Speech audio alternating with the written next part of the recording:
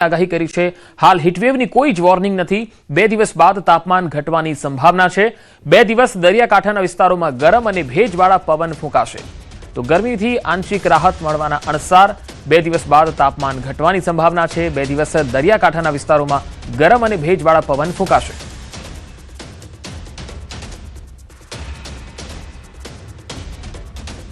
तो क्या तापमान है तो हम उम्मीद करते हैं कि अगले 2 दिन के बाद थोड़ा सा फॉल आने की संभावना है। फिलहाल हम हीट वेव की कोई वार्निंग नहीं दे रहे हैं, लेकिन हॉट एंड ह्यूमिड हमने डे 1 और डे 2 कोस्टल गुजरात रीजन में रखा है, जिसमें सौराष्ट्र नॉर्थ गुजरात कोस्ट के भी है और सौराष्ट्र कच्छ का भी कोस्ट है, जो उसमें भी हॉट एंड ह्यूमिड कंडीशंस एक डे 1 और डे 2 में रहने की उम्मीद है। तो हवामान निष्णात અથરેયા શેટ્ટીનું મોટું અનુમાન। સુપર અલ્નિનોનો કોઈ જ ખતરો નથી। અત્યારે સુપર અલ્નિનોની સંભાવના નહીવત। આ વર્ષે ચોમાસામાં હળવો સામાન્ય વરસાદ રહેશે। ભારતમાં દુષ્કાળની કોઈ સંભાવના નહીં।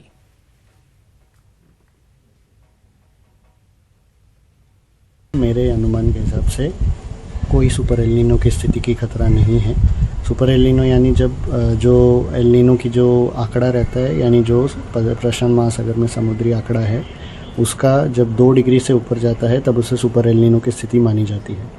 और इस साल भले ही एक मजबूत एलिनो की संभावना ज़रूर हो सकती है, लेकिन कोई सुपर एलिनो की स्थिति मेरे हिसाब से मुझे नज़र नहीं आ रही है। दुष्काल या जो ड्राउट की स्थिति है या जो सूखा पड़ने की स्थिति है, इस साल के मानसून यानी 2026 के मानसून में भारत और गुजरात में उसकी संभावना बिल्कुल नहीं है। અમદાવાદમાં પાન મસાલાનો ડુપ્લિકેટ જથ્થો પકડાયો છે। ઓઢા વિસ્તારમાંથી ઝડપાયો છે જથ્થો। જાણીતી બ્રાન્ડની પાન મસાલાનો ડુપ્લિકેટ જથ્થો મળી આવ્યો છે। વિજય એસ્ટેટમાં પોલીસે કાર્યવાહી કરી। એસઓજી ક્રાઇમે બનાવટી પાન મસાલાનો જથ્થો ઝડપી પાડ્યો છે। આ પાન મસાલા સહિત 3 લાખનો મુદ્દામાલ જપ્ત કરાયો છે। આરોપી શબ્બીર અલી સામે પોલીસ ફરિયાદ પણ થઈ છે।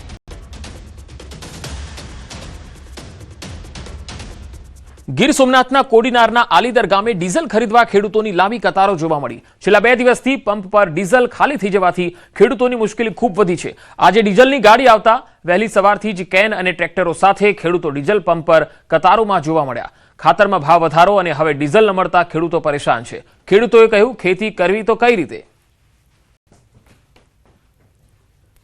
ડીઝલ મળતું ને ખાતરમાં ભાવ વધારો, ભાવ મળતા ન, જો ખેડૂતને કોઈ પણ જણતી ના, એનો લાઈનમાં ઉભાનો વારો 10-15 લીટર આપે, એમાં 2-5 કલાક હાલે, પછી પાછું લાઈનમાં આવે।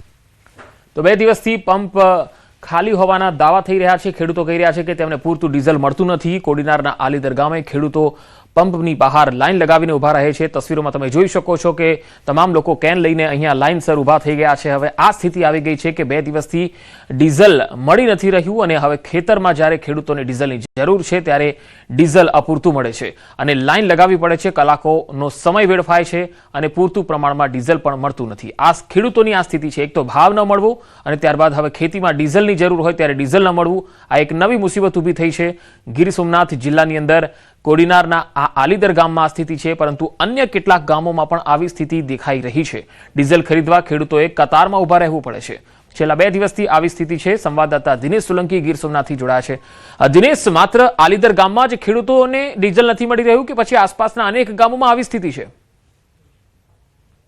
જી બિલકુલ પંકજ, આમ તો જે પ્રમાણે કહી શકાય કે ગીર સોમનાથ જિલ્લાના મોટાભાગના વિસ્તારોમાં હાલ પેટ્રોલ અને ડીઝલની, ખાસ કરીને ડીઝલની મોટી અછત છે તે ઊભી થઈ છે। ગઈકાલે પણ ન્યૂઝ 18ના માધ્યમથી આપણે જોયું હતું કે વેરાવળ અને તેમની આસપાસના જે વિસ્તારો છે કે જ્યાં આગળ ખેડૂતો છે તેઓને ભારે મુશ્કેલીનો સામનો કરવો પડી રહ્યો હતો, કારણ કે જે પ્રમાણે ડીઝલની અછત ઊભી થઈ છે। ખાસ કરીને જે ખેડૂતોને હાલ ઉનાળાના પાકો સાચવવાની તૈયારી હોય છે, હાર્વેસ્ટર ચલાવવાની તૈયારી હોય છે, અને તેવા સમયે જ્યારે ડીઝલની અછત સર્જાય છે ત્યારે ખેડૂતો છે તેઓ દર ભટકી રહ્યા છે। ત્યારે બીજી તરફ જોવા જઈએ તો આજે આ વહેલી સવારના દ્રશ્યો છે, એટલે કે આલીદરના દ્રશ્યો છે, કોડીનાર તાલુકાના આલીદરના, કે જ્યાં આગળ છેલ્લા 2-3 દિવસથી ડીઝલની અછત હતી પંપ ઉપર, અને આજે વહેલી સવારે જ્યારે ડીઝલની ગાડી આવી એટલે તાત્કાલિક ધોરણે આસપાસના ગામો અને આલીદર ગામના ખેડૂતો છે તેઓ અનેક ટ્રેક્ટરો અને વાહનો સાથે પોતાની લાંબી કતારો સાથે ડીઝલ લેવા માટે એકઠા થયા હતા।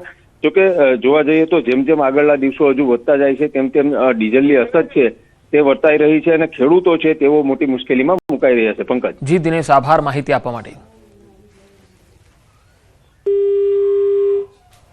જૂનાગઢના કેશોદમાં પેટ્રોલ પંપ પર ડીઝલ માટે લાંબી કતારો દેખાઈ રહી છે। અહીંયા પણ ખેડૂતો અને વાહન ચાલકોનું કહેવું છે કે તેઓ પેટ્રોલ પંપ પર લાઈન લગાવીને ઊભા રહી જાય છે, છતાં તેમને ડીઝલ મળતું નથી। વાહન ચાલકોને દિવસમાં 2 થી 3 વખત ધક્કા ખાવાનો વારો આવે છે। ટ્રેક્ટરમાં મર્યાદિત માત્રામાં જ ડીઝલ અપાતો હોવાના આરોપો થઈ રહ્યા છે। ડીઝલના ભાવે ખેતી કામો અને વાહન વ્યવહાર પર અસર થઈ રહી છે। સરકાર પૂરતો જથ્થો ફાળવે તેવી ખેડૂતો અને વાહન ચાલકોની માંગ છે। તો પેટ્રોલ પંપ પર વાહનોની કતારો તમે તસવીરમાં જોઈ શકો છો। વાહનોના થપ્પા લાગેલા છે અને મોટી સંખ્યામાં લોકોને પૂરતું ડીઝલ ન મળવાના કારણે પરેશાની દેખાઈ રહી છે। 2 થી 3 વાર ધક્કા ખાય છે ત્યારે તેમને ડીઝલ પુરાવાનો વારો આવે છે। મર્યાદિત માત્રામાં જ ડીઝલ આપવામાં આવે છે એવા આક્ષેપો થઈ રહ્યા છે। જૂનાગઢના અનેક પેટ્રોલ પંપ પર આ પ્રકારની સ્થિતિ છે।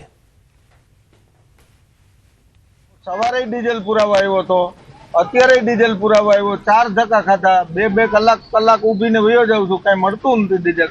સરકારને મારી વિનંતી છે કે મને ડીઝલ મળે એવું કરે ભગવાન।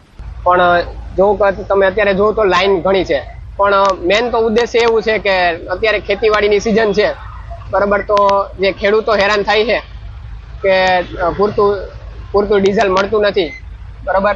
તો અને મહિના દિવસ પછી એ લોકોને સિઝન હોય, બરાબર। તો એના માટે પૂરતો જથ્થો મળી રહે ને। હું અત્યારે અહીંયા ડીઝલ ભરાવવા આવ્યો છું અને લાઈનમાં ઊભો છું। અમારે અત્યારે ખેતીના કામકાજમાં તલ અને ખેતીનું હાર્વેસ્ટિંગ કરવાનું હોય અને નવા ચા નાખવા, ખાતર વાવવું, વરસાદ માટે આવી ગયો છે તો તે બધી તૈયારી કરવા માટે ડીઝલ મુખ્ય છે। બનાસકાંઠાના ધાનેરામાં પેટ્રોલ પંપ પર કતાર લાગી। મોડી રાત્રે પેટ્રોલ પંપ પર અહીંયા લાઈનો જોવા મળી। ખેડૂતો અને વાહન ચાલકોની પંપ પર કતારો લાગી। પેટ્રોલ પંપ પર પેટ્રોલ ડીઝલનો જથ્થો આવતા વેચાણ શરૂ થાય છે। લાંબી લાઈન થઈ જતા પંપ માલિકે પોલીસ બોલાવવી પડી હતી। મોડી રાત્રે જ ડીઝલ વેચાઈ ગયું। ખેડૂતો ડીઝલ માટે અલગ અલગ પંપ પર વલખા મારતા દેખાઈ રહ્યા છે। વસ્તી ગણતરી 2027 અન્વયે રાજ્યમાં સ્વગણતરી ઓનલાઈન પ્લેટફોર્મ શરૂ કરાયું। મુખ્યમંત્રી ભૂપેન્દ્ર પટેલે પોતાની નોંધણી કરાવી પ્લેટફોર્મનો ઔપચારિક પ્રારંભ કરાવ્યો। 31 મે સુધી એટલે કે 15 દિવસમાં લોકો પોતાની જરૂરી વિગતો જાતે ઓનલાઈન ભરીને આ પ્રક્રિયામાં સહભાગી થઈ શકશે। પહેલી વખત શરૂ કરાયેલી સ્વગણતરી પદ્ધતિથી ઓનલાઈન પોર્ટલ અને મોબાઈલથી માહિતી આપી શકાશે। મહત્વનું છે કે 1 થી 30 જૂન દરમિયાન વસ્તી ગણતરીની હાઉસ લિસ્ટિંગ પ્રક્રિયા હાથ ધરવામાં આવશે। રાજકોટના ઇન્ટરનેશનલ હીરાસર એરપોર્ટ પરથી અંદાજિત 10 કરોડ રૂપિયાની કિંમતનો 400 કિલો જેટલો ચાંદીનો શંકાસ્પદ જથ્થો પકડાયો। માહિતી અનુસાર શનિવારે મુંબઈથી રાજકોટ આવી રહેલ એર ઇન્ડિયાની ફ્લાઇટના કાર્ગોમાં આવેલા સામાનની તપાસ દરમિયાન આ ચાંદીનો જથ્થો ઝડપાયો છે। સૂત્રોના જણાવ્યા મુજબ સેન્ટ્રલ આઈબીને અગાઉથી બાતમી મળતા સમગ્ર મામલે ગુજરાત એટીએસને જાણ કરાઈ, જેના આધારે સંયુક્ત ઓપરેશન હાથ ધરાયું। તપાસ દરમિયાન વારાણસીની એક પેઢી દ્વારા રાજકોટની પેઢીને મોકલવામાં આવેલ ચાંદીનો જથ્થો શંકાસ્પદ જણાતા તેને કબજે કરાયો છે। હાલ ચાંદીના જથ્થા સાથે જોડાયેલ બિલ, મોકલનાર વ્યક્તિ અને માલની કાયદેસર હેરફેર અંગે સઘન તપાસ ચાલુ છે। સૂત્રો અનુસાર 3 શંકાસ્પદ વ્યક્તિઓને પણ એટીએસને સોંપાયા છે। સમગ્ર મામલે સીજીએસટી અને ઇન્કમટેક્સ વિભાગ પણ તપાસ કરી રહ્યું છે। જો કે સેન્ટ્રલ આઈબી અને ગુજરાત એટીએસ દ્વારા હજુ કોઈ સત્તાવાર માહિતી જાહેર કરાઈ નથી। આ તરફ અમદાવાદ ઇન્ટરનેશનલ એરપોર્ટ પરથી એક પેસેન્જર પાસેથી ગાંજો જપ્ત થયો।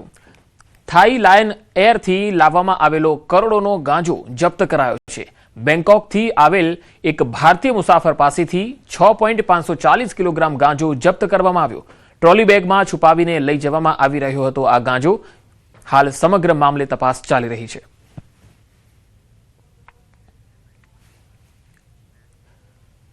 ગુજરાતના દરિયાકાંઠેથી એનસીબીનું સૌથી મોટું સફળ ઓપરેશન જેહાદી ડ્રગ્સ સિન્ડિકેટનો એનસીબીએ પર્દાફાશ કર્યો। ભારતમાંથી પહેલી વખત કેપ્ટાગોન ડ્રગ્સનો જથ્થો જપ્ત થયો છે। મુન્દ્રામાંથી કેપ્ટાગોન પાવડરનો મોટો જથ્થો કબજે કરાયો છે। એક કન્ટેનરમાંથી આશરે 196.2 કિલો કેપ્ટાગોન પાવડર મળી આવ્યો। ઘેટાના ઊનના કન્ટેનરની આડમાં થતી હતી ડ્રગ્સની હેરાફેરી। કેસમાં સંડોવાયેલ સિરિયન નાગરિકની પણ ધરપકડ કરાઈ છે। વિઝા પૂરા થયા બાદ પણ ભારતમાં ગેરકાયદેસર રહેતો હોવાનું ખુલ્યું છે। નવી દિલ્હીમાં નેબસરાઈમાં ભાડેથી રહેતો હતો આરોપી। 11 મેના રોજ આરોપીના ભાડાના ઘરમાંથી કેપ્ટાગોન ટેબ્લેટ્સ મળી। આરોપીના ઘરમાંથી 31.5 કિલો કેપ્ટાગોન ટેબ્લેટ્સ મળી આવી, જેને કમર્શિયલ ચપાતી કટિંગ મશીનમાં કાળજીપૂર્વક છુપાવી હતી। આ ડ્રગ્સનો જથ્થો ભારતમાંથી સાઉદી અરેબિયા મોકલવાનો હતો. નવી દિલ્હી અને કચ્છ બંને જગ્યાએથી ₹182 કરોડનો કુલ 227.7 કિલો કેપ્ટાગોન ટેબ્લેટ અને પાવડરનો જથ્થો જપ્ત કરાયો છે. આંતરરાષ્ટ્રીય ડ્રગ્સ નેટવર્ક હવાલા અને લોજિસ્ટિક મામલે એનસીબીએ શરૂ કરી ઊંડાણપૂર્વક તપાસ. તો આ સમગ્ર મામલે દેશના ગૃહમંત્રી અમિત શાહે પણ એનસીબી ટીમને અભિનંદન આપ્યા. સોશિયલ મીડિયા સાઇટ એક્સ પર પોસ્ટ કરીને અભિનંદન આપતા કહ્યું કે એનસીબીએ ઓપરેશન રેડપિલને સફળતાપૂર્વક પાર પાડ્યું છે. ડ્રગ્સ સામે ઝીરો ટોલરન્સ પ્રત્યે અમારી પ્રતિબદ્ધતા છે. દેશમાંથી જતા ડ્રગ્સના એક ગ્રામ પર કડક કાર્યવાહી થશે. ભારત ડ્રગ ટ્રાફિકિંગ અને ડ્રગના દુરુપયોગને રોકવા કટિબદ્ધ છે. ગુપ્ત માહિતી શેરિંગ, ડ્રગ કિંગપિન્સના પ્રત્યાર્પણ અને નાર્કો આતંકવાદ સામે સંકલિત કાર્યવાહી યથાવત